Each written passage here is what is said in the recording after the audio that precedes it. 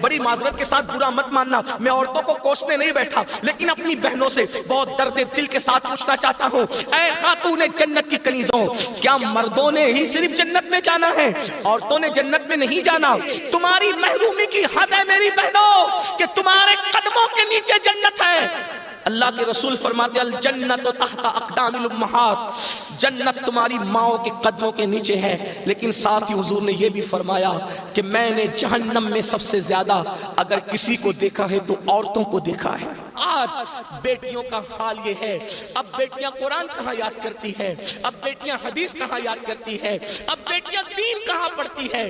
یہ تو گانے سنتی ہے، یہ تو سیریل دیکھتی ہے، یہ تو فلمیں دیکھتی ہے۔ اللہ اکبر!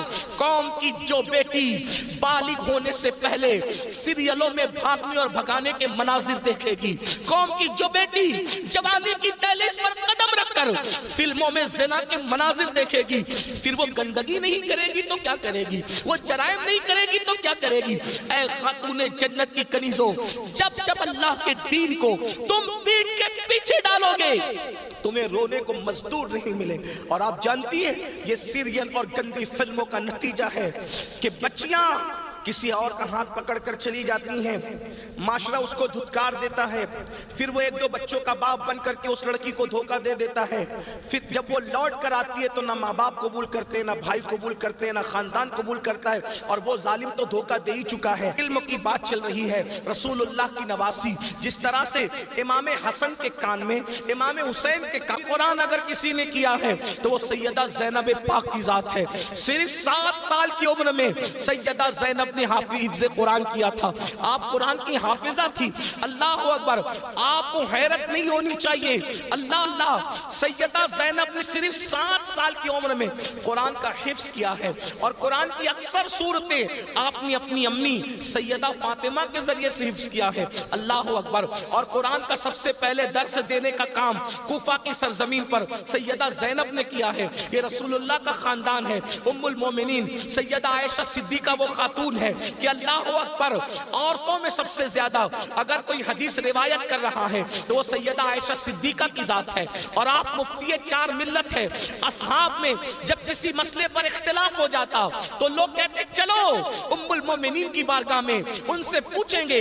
حیرت کی بات ہے، مردوں کا علم اختلاف اگر کسی کا قول فیصل کی حیثیت سے ختم کرتا ہے تو اسے ام المومنین سیدہ عائشہ صدیقہ کے نام سے جانا جاتا ہے۔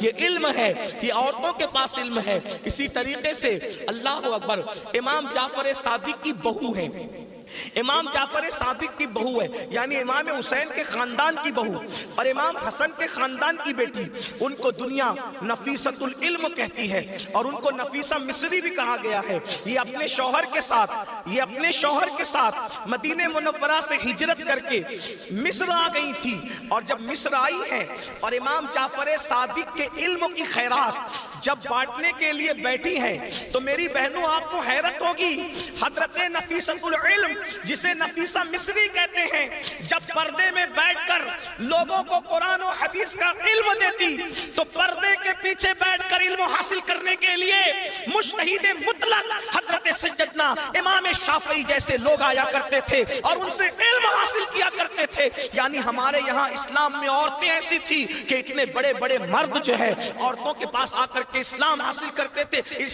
علم دین حاصل کرتے تھے، اسلام کا علم حاصل کرتے تھے۔ پردے کے پیچھے سے گویا کہ نفیسۃ العلم نے، نفیسہ مصری نے ام المومنین سیدہ عائشہ صدیقہ کی یاد کو تازہ کر دیا تھا۔ میری بہنوں آج وہ کہاں گیا معاملہ؟ آج تو عورتوں کا مطلب زیورات سے محبت، عورتوں کا مطلب نئے کپڑوں سے محبت، عورتوں کا مطلب شادیوں میں شرکت سے محبت، عورتوں کا مطلب بازار میں گھومنے سے محبت، عورتوں کا مطلب جو وہ فلموں سے محبت۔ عورتوں کو دین سے تعلق کیا رہ گیا؟ بڑی معذرت کے ساتھ برا مت ماننا، میں عورتوں کو کوسنے نہیں بیٹھا، لیکن اپنی بہنوں سے بہت درد دل کے ساتھ پوچھنا چاہتا ہوں، اے خاتون جنت کی کنیزوں، کیا مردوں نے ہی صرف جنت میں جانا ہے؟ عورتوں نے جنت میں نہیں جانا؟ مجھے بتاؤ کیا کر رہی ہو اپنے دین کے لیے، کیا کر رہی ہو اپنے اسلام کے لیے؟ تمہاری محرومی کی حد ہے میری بہنوں کہ تمہارے قدموں کے نیچے جنت ہے۔ اللہ کے رسول فرماتے الجنت تحت اقدام الامہات، جنت تمہاری ماؤں کے قدموں کے نیچے ہے، لیکن ساتھ ہی حضور نے یہ بھی فرمایا کہ میں نے جہنم میں سب سے زیادہ اگر کسی کو دیکھا ہے تو عورتوں کو دیکھا ہے۔ مجھے بتاؤ، آج نماز سے کوسوں دوری، مذہب سے کوسوں دوری، اس لیے جامعۃ المصطفیٰ کا قیام اس لیے عمل میں آیا ہے تاکہ بھولے ہوئے سبق کو یاد دلایا جا سکے، بھولے ہوئے سبق کو یاد دلایا جا سکے، بچیوں کو علم کا زیور دیا جا سکے، بچیاں علم حاصل کریں، پرانا دور دہرائیں، پرانی تاریخ یاد دلائیں۔ لوگ کہتے ہیں تاریخ اپنے آپ کو دہراتی ہے، دنیا آج کہہ رہی ہے بیٹی بچاؤ بیٹی پڑھاؤ، 1450 سال پیچھے ہے دنیا اسلام سے، دنیا آج کہہ رہی ہے بیٹی بچاؤ بیٹی پڑھاؤ۔ میرے نبی نے 1450-1500 سال پہلے بیٹی بچا کر بھی بتا دیا اور بیٹی پڑھا کر بھی بتا دیا۔ اللہ کے رسول نے بیٹی بچایا تو ایسے بچایا کہ بیٹیاں ان کے آنے سے پہلے زندہ دفن ہوتی تھی، مگر ان کے آنے کے بعد بیٹیوں کو دفن نہیں کیا گیا بلکہ بیٹیوں کو ماتھے کا جھومر بنایا گیا۔ اگر آج دنیا میں کوئی بھی مذہب کا آدمی بیٹی چومتا ہے تو یہ صدقہ ہے مصطفیٰ جان رحمت کی آمد کا، یہ میلاد مصطفیٰ صلی اللہ علیہ وآلہ وسلم کا صدقہ ہے۔